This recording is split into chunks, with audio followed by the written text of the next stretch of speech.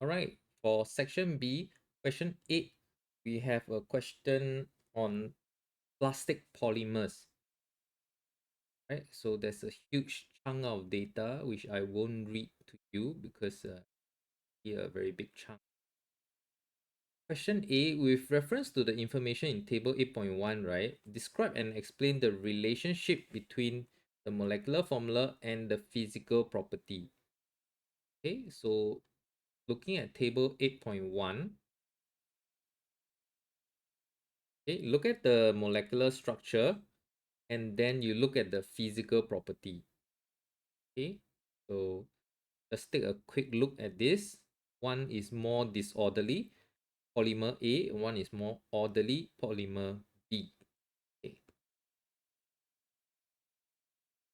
The more orderly it is, right, the higher the melting point density,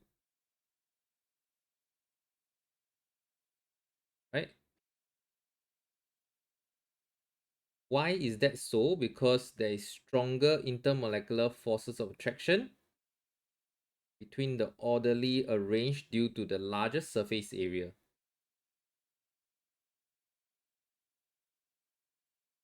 Okay, draw the full structural formula of the monomer of polypropene.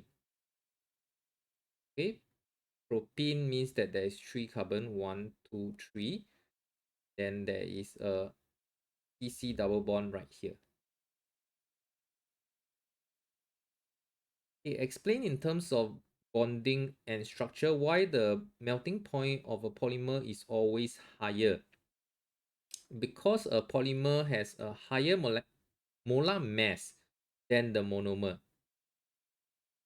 right? So more heat is required to overcome the stronger intermolecular forces between the polymers.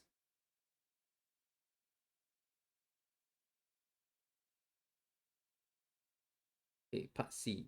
Shortest chain of polystyrene consists of 962 repeating units. Analysis of this polystyrene found that it contains 92.3 carbon, 7.7% is hydrogen by mass. So calculate and deduce the formula of R table 8.2. So we're given these two percentages, we divide them by their AR. So that will give us a number of moles, and then we divide it again by the smallest value. Okay, so their empirical formula is 1 and 1. Okay, MR is 13. Okay, so we let the molecular formula of one repeat unit be CH subscript N, right? And then from table 6.3, we did the calculation. Sorry, table 8.2. 100,000 divided by 962, that is in one repeat unit, MR is 103.95. Okay, so we take the 103.95, we divide by 13 for the empirical formula. Our N is actually 8. Okay, so the molecular formula, right, for one repeat unit is C8H8.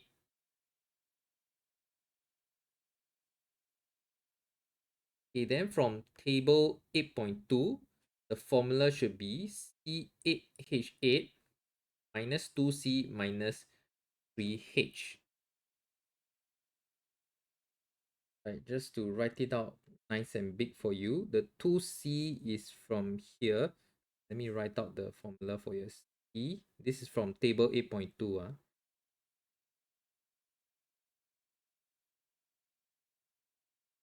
Okay, because we are asked to find the formula of R, right, which is this thing here, we got to minus off 2 carbon and the 3 hydrogen from polystyrene. Okay, the formula.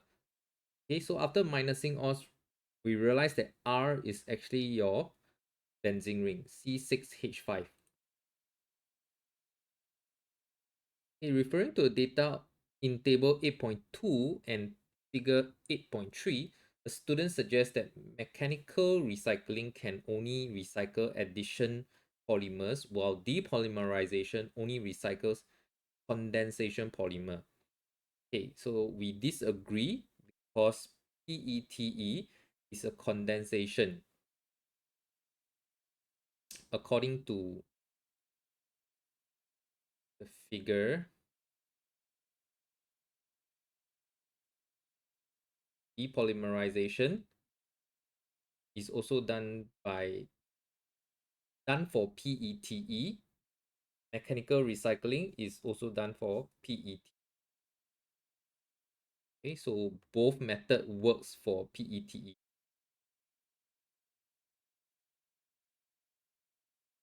Most recycling company find that it's more cost effective to develop mechanical recycling method as compared to depolymerization recycling methods.